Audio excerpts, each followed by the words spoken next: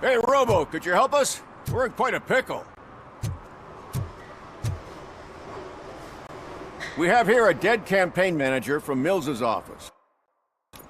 This case is urgent, but we can't get inside the vehicle to examine the corpse. For some reason, the car is electrified. Now that everyone's on strike, there's no one to take care of it, and I don't want to end up like a well-done steak. I am glad to be of help. And if you can look around for clues afterward, you never can tell with the electricity.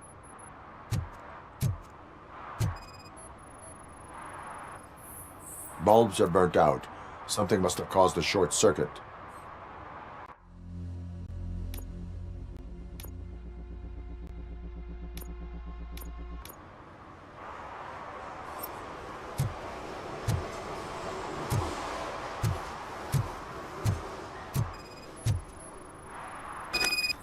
I assume a failure of the Magnavolt system. I will look into it.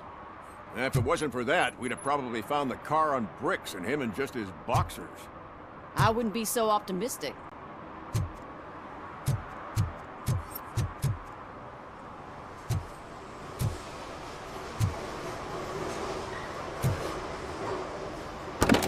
The current flowing through the body of the car is 2,000 amps. It was prudent not to touch it. I told you, Miss Livewire, someday your proactivity will kill you. At least I wouldn't have to listen to how hungry you are every 5 minutes.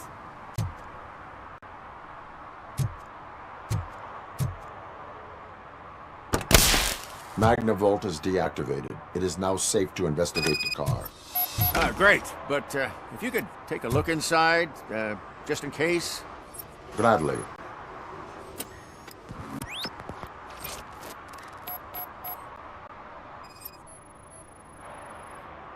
There is an earring on the front seat. Could be helpful if we find out who it belongs to.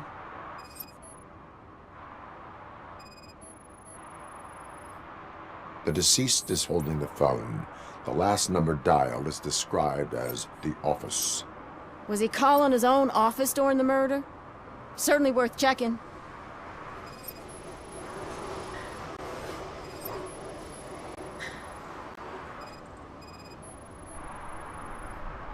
The victim was strangled. The rope was tied with a sailor's knot. Not everyone can tie something like that. The phone, the earring, and a sailor's knot. That's something to go on. And the place itself is interesting. Less than 100 yards from the victim's office. I wonder why he stopped here. I will go to the office to see if the victim left a message. It's near the cinema on the 3rd floor. We need to finish here before we can join you. Were there any witnesses? There's that homeless guy across the street. He warned us about the current. He probably tried to steal something from the car. But it's hard to get anything out of him. His hand is fried, but he says he doesn't want an ambulance. Says he can't afford it. Why would OCP get involved in this case? Not following politics, huh? The guy was Mills' campaign manager. OCP will do anything to get Mills elected. Yeah, if everyone hadn't been on strike, they would have brought the whole station down here. Why did you not join the strike? I owe Reed a favor. And you're too close to retirement to risk it. But there's nothing keeping you here, Officer O'Neill, apart from making my life less bearable. Well, somebody's gotta watch your clumsy ass. I will let you know if I find anything in that office. We'll meet you there, and maybe we'll grab a burger on the way. Not on my watch. Hey, I thought we were partners.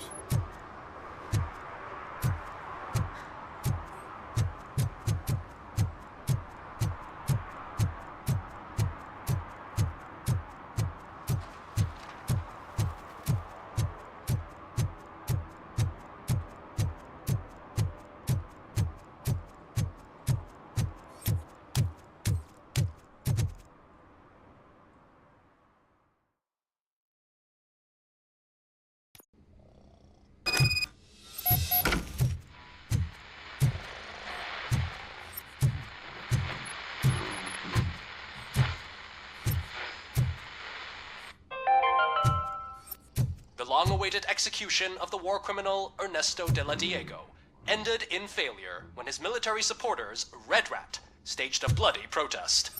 Ernesto was acquitted to prevent further bloodshed.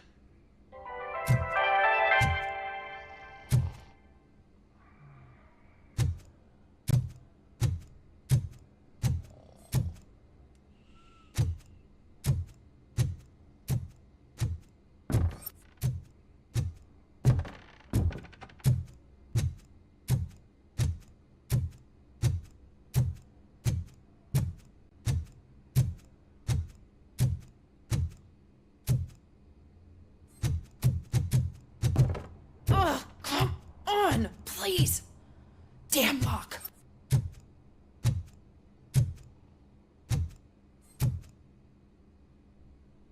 May I help you, officer?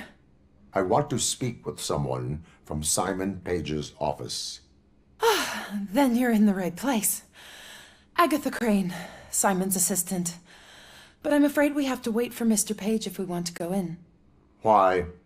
A keycard issue.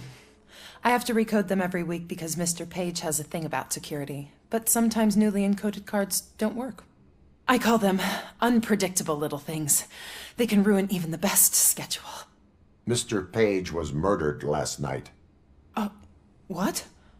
Oh God. That makes my schedule irrelevant.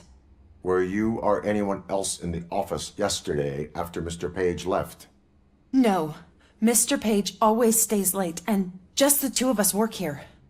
Allow me to check the phones. Mr. Page called the office during his murder. Of course. But first we need to get inside. Maybe you could help with the door.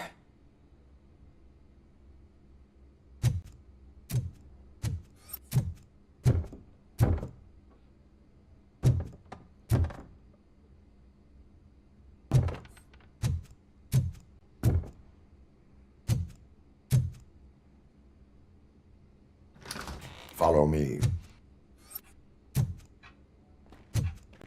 All calls go through my phone. It's on the desk on the right.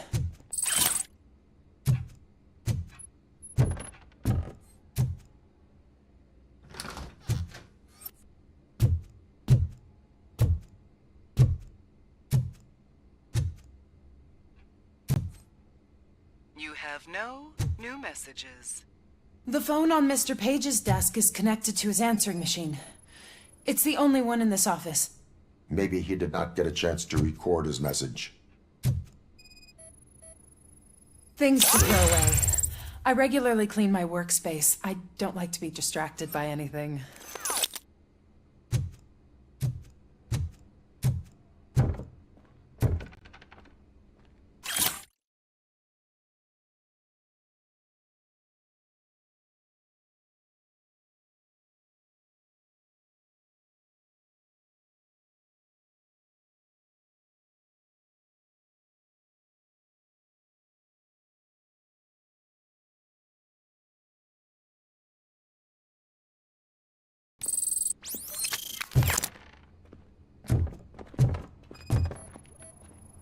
Did Mr. Page like to sail?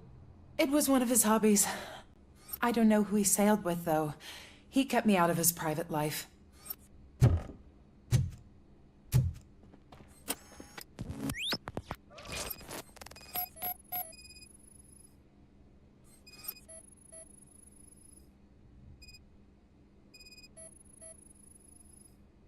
Receipts for gifts that Mr. Page gave during business meetings.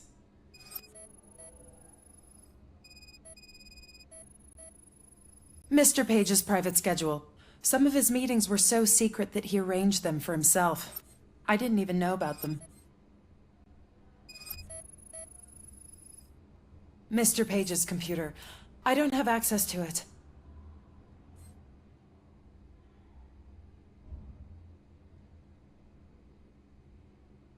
Did you find any leads?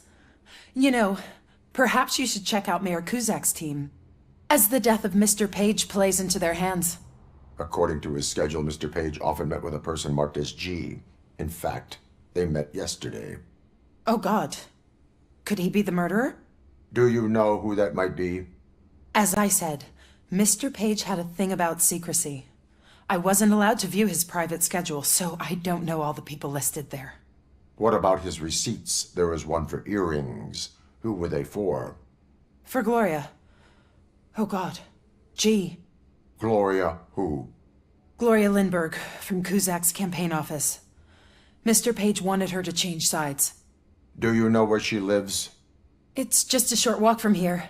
An apartment opposite the basketball court. I don't know the exact address.